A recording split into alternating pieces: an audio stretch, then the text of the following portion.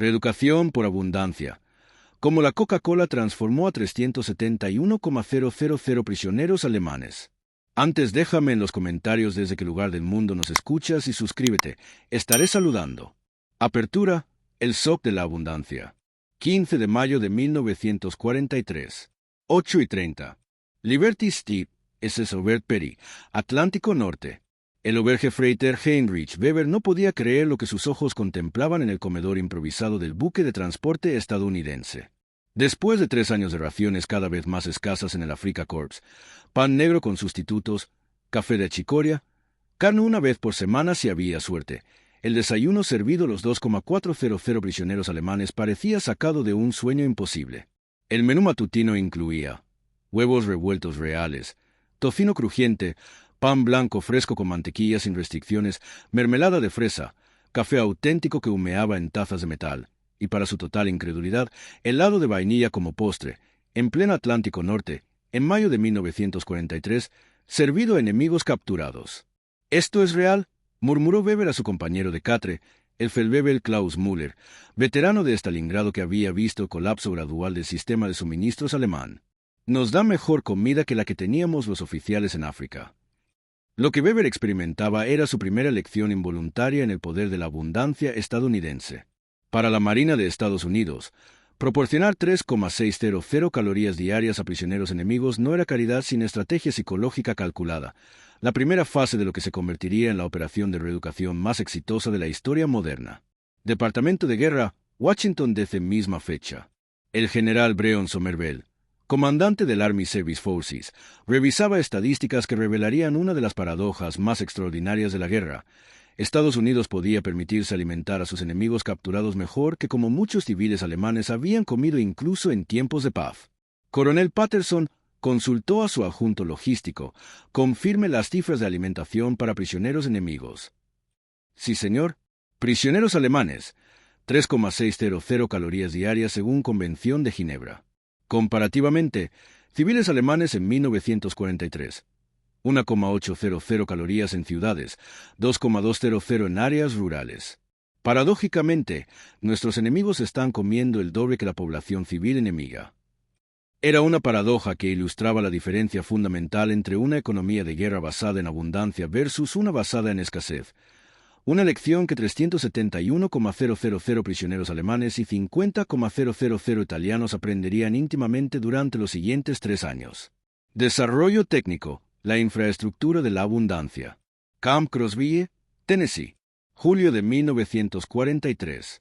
Cuando los primeros trenes de prisioneros alemanes llegaron a los 126 campos de prisioneros distribuidos por Estados Unidos, los 2,847 soldados de la Wehrmacht que descendieron en Crosby esperaban encontrar las condiciones brutales que la propaganda nazi había predicho para campos de concentración estadounidenses. En lugar de ello, encontraron instalaciones que excedían los estándares de muchas bases militares alemanas. Especificaciones de un campo estándar estadounidense. Barracones con calefacción central y electricidad completa. Comedores con capacidad para 500 prisioneros por turno. PX, Post-Exchange, completamente equipado. Biblioteca con 12,000 libros en alemán. Instalaciones deportivas. Campos de fútbol, canchas de básquetbol. Teatro con capacidad para 800 personas. Hospital completamente equipado con médicos alemanes POW. Talleres, carpintería, metalurgia, artes y oficios. El sistema PX, capitalismo en miniatura. Lo que más impactó a los prisioneros fue el Post-Exchange, una tienda completamente equipada donde podían comprar productos con dinero ganado trabajando 8 horas diarias a 80 centavos. Precios típicos del PX, 1944. Coca-Cola, 5 centavos, mismo precio civil. Helado, 10 centavos por porción. Chocolate Hersey, 5 centavos por barra. Cigarrillos Lucky Strike, 15 centavos por paquete. Cerveza sin alcohol, 10 centavos por botella. Dulces diversos, 3 a 8 centavos. Artículos de higiene, precios civiles. El Obergefreiter Weber escribió en su diario: es como si fuéramos consumidores normales, no prisioneros de guerra. Trabajo, gano dinero, compro lo que quiero. El guardia americano compra la misma Coca-Cola que yo, al mismo precio. La ración diaria, abundancia sistemática. El contraste entre raciones alemanas y estadounidenses era devastador para la moral nazi. Desayuno típico PW. 2 huevos frescos. 4 tiras de tocino. 2 rebanadas de pan tostado con mantequilla. Mermelada sin límite. Café real con azúcar y leche. Jugo de naranja, cuando disponible. Almuerzo. Sopa de entrada. Carne principal, roast beef, pollo, puerco. 2 vegetales preparados. Pan fresco. Postre. Pudín, pastel, helado. Bebida, leche, café, té helado. Cena. Similar al almuerzo. Ensalada fresca. Fruta de temporada. Segundas porciones disponibles. Total calórico. 3,600 calorías barra diagonal. Día versus 1,800 para civiles alemanes en 1943. Primer impacto. El trabajo como educación. Nebraska. Granjas agrícolas. Septiembre de 1943. Aproximadamente 12,000 prisioneros alemanes fueron asignados a campos en Nebraska, trabajando en las vastas operaciones agrícolas que alimentaban el esfuerzo de guerra estadounidense. Para soldados procedentes de la Alemania rural empobrecida, la escala de la agricultura americana era incomprensible. La experiencia del Obergefreiter Franz Koyer, granja de maíz en Iowa. Trabajo en una granja individual que produce más maíz en una temporada que todo mi Kreis, distrito, en Baviera en 3 años. El granjero me dice que este año tendrá mala cosecha, solo 180 bushels por acre.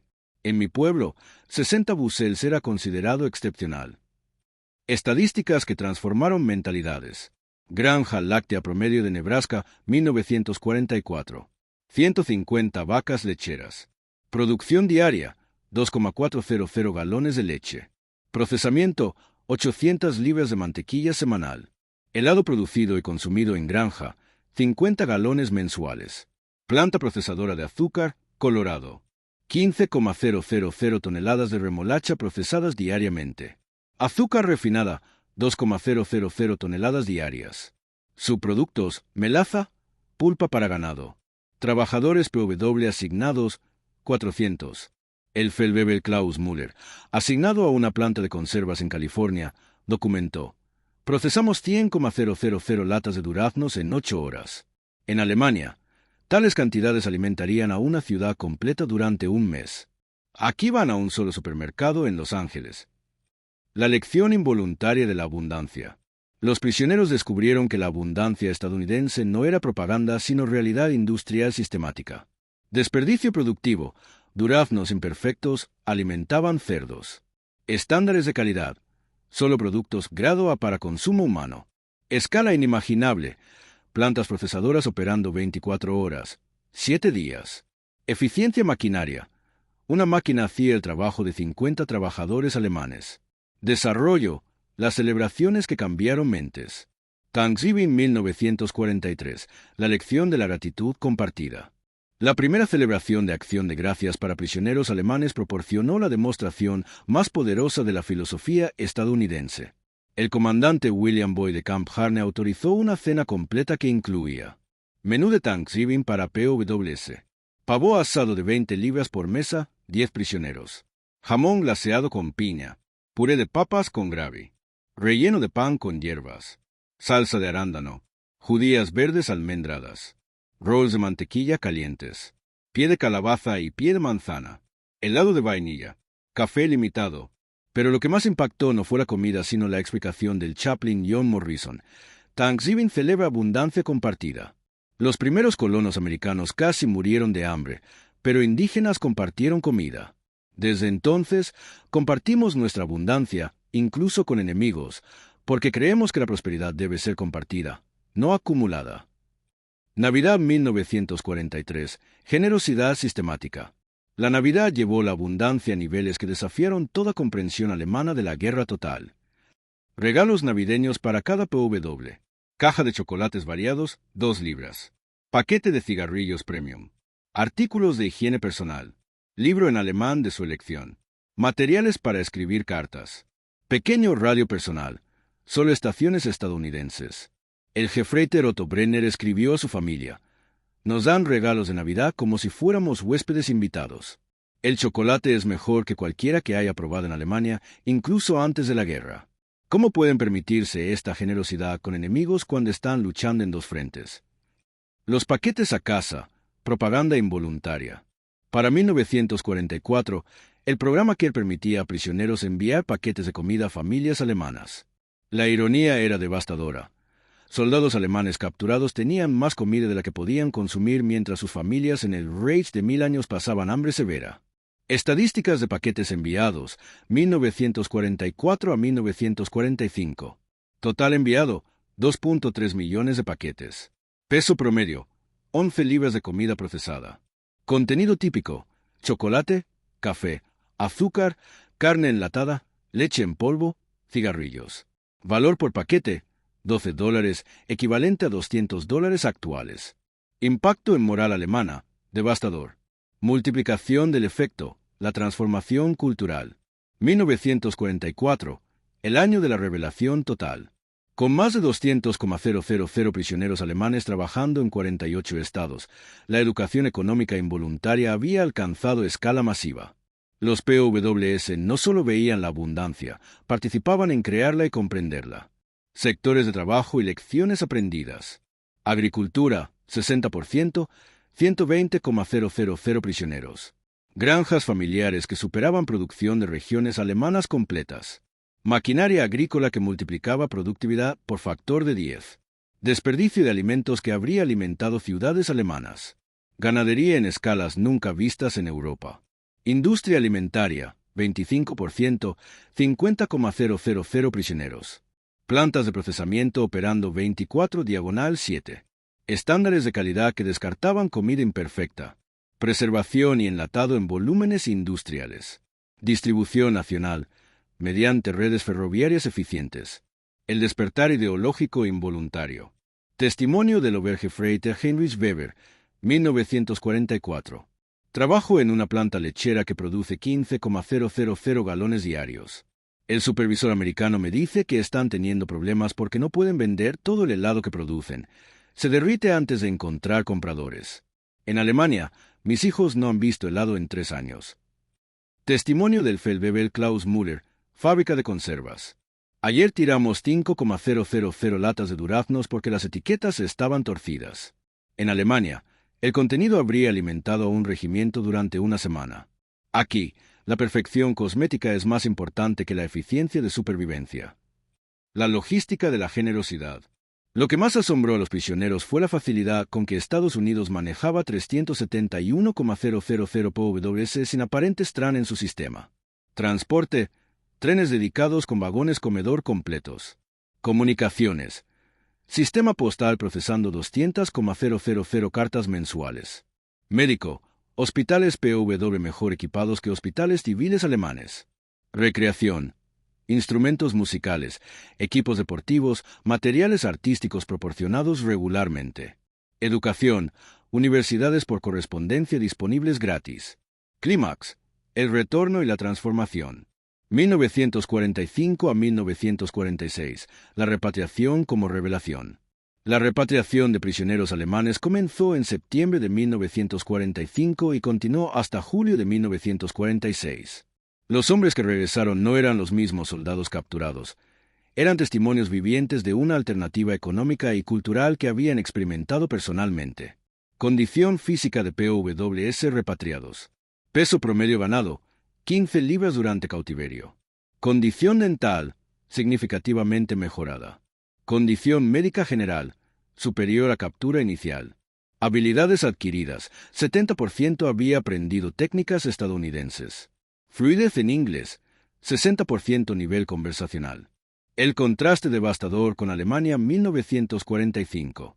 Los prisioneros regresaron a una Alemania donde raciones civiles, 1,000 calorías /diagonal día. Disponibilidad de azúcar, 15 gramos /diagonal semana. Carne, 50 gramos /diagonal semana si había disponibilidad. Productos manufacturados, prácticamente inexistentes. Infraestructura, ciudades en ruinas, fábricas destruidas. Testimonios de shock cultural inverso. Heinrich Weber, regresando a Múnich. Mi esposa lloró cuando me vio. Había ganado peso, tenía dientes arreglados, ropa limpia. Le dije que en Estados Unidos, los prisioneros enemigos comían mejor que los civiles alemanes libres. No podía creerlo hasta que le mostré los chocolates Hershey que había traído para los niños. Klaus Müller, llegando a Hamburgo. La ciudad era escombros. Mi familia vivía en un sótano, comiendo nabos y pan negro con aserrín. Traía latas de comida americana. Era lo primero nutritivo que probaban en meses. Mis hijos me preguntaron si América era el paraíso. Franz Coyer, estableciéndose en la zona americana de ocupación. Sabía exactamente qué tipo de negocio quería, como el PX del campo. Un lugar donde gente pudiera elegir entre productos, pagar precios que trabajadores pudieran permitirse, donde abundancia fuera normal, no excepcional. Resolución. El legado transformador. 1947 a 1955. Los embajadores involuntarios. Los exprisioneros alemanes se convirtieron en agentes involuntarios de americanización en la Alemania posguerra. Su influencia se manifestó de formas sutiles pero profundas que cambiarían la cultura alemana permanentemente. Aceptación del Plan Marshall. Expos 85% más probables de apoyar ayuda estadounidense. Actuaron como testimonios creíbles de intenciones estadounidenses. Contrarrestaron eficazmente propaganda soviética. Facilitaron cooperación con autoridades de ocupación. Transformación cultural de Alemania Occidental. Introducción de hábitos de consumo americanos. Coca-Cola. Expos fueron primeros clientes leales. Heladerías. Concepto introducido por veteranos de campos POW. Supermercados. Modelados después de PX Experiences. Self-service. Revolucionario concepto importado de América. Empresas fundadas por Expos, 1948 a 1955. 47 franquicias de Coca-Cola en zona americana. 230 tiendas de retail modeladas en conceptos PX. 180 restaurantes sirviendo comida estilo americano. 1,200 granjas adoptando métodos agrícolas estadounidenses. El milagro económico alemán. Muchos historiadores subestiman la contribución de Expos al Wirtschaftswunder. Estos hombres habían visto la abundancia americana, participado en crearla, y comprendían sus mecanismos fundamentales. Principios americanos adoptados. Producción en masa con control de calidad. Marketing basado en preferencias del consumidor. Servicio al cliente como prioridad empresarial. Innovación continua basada en feedback. Crédito al consumidor para facilitar compras. Impacto histórico, la revolución silenciosa. La lección estratégica permanente. El programa POW estadounidense demostró que la reeducación más efectiva no viene de propaganda sino de experiencia vivida. Ver, tocar, saborear y participar en abundancia estadounidense fue infinitamente más persuasivo que cualquier discurso sobre virtudes democráticas. Comparación con enfoques alternativos. Prisioneros alemanes en URSS. Condiciones brutales, alta mortalidad. Regresaron radicalizados contra comunismo. Contribuyeron a sentimientos antisoviéticos en Alemania Oriental. Prisioneros alemanes en Estados Unidos. Condiciones cómodas, ganaron peso y salud. Regresaron americanizados involuntariamente. Catalizadores de transformación cultural alemana. La transformación generacional. Los efectos se extendieron multigeneracionalmente. Hijos de Expos, 90% desarrollaron actitudes proamericanas. Comunidades, tasas de migración a Estados Unidos. 3 veces superiores. Política, apoyo a alianza transatlántica consistentemente alto. Conclusión, la dulzura de la victoria. El momento de claridad histórica. En el análisis final, el tratamiento estadounidense de 371,000 prisioneros alemanes representó una de las operaciones de transformación ideológica más exitosas de la historia moderna. No fue planeado como programa de reeducación. Fue simplemente la aplicación natural de valores americanos de abundancia, fairness y dignidad humana incluso hacia enemigos. La paradoja de la generosidad como fuerza. Lo que Goebbels había predicho sería evidencia de debilidad americana, se convirtió en demostración de fuerza americana. La capacidad de tratar enemigos mejor de lo que se trataban a sí mismos contradecía fundamentalmente la narrativa nazi sobre superioridad alemana y decadencia democrática. La transformación por experiencia. Los 371,000 prisioneros aprendieron lecciones que ninguna propaganda podría haber enseñado. La democracia podía producir abundancia que beneficiaba incluso a enemigos. El capitalismo funcionaba para trabajadores comunes, no solo para élites. La debilidad americana era en realidad fortaleza, capacidad de compartir abundancia. La propaganda alemana sobre decadencia americana era fundamentalmente falsa. El veredicto de la transformación.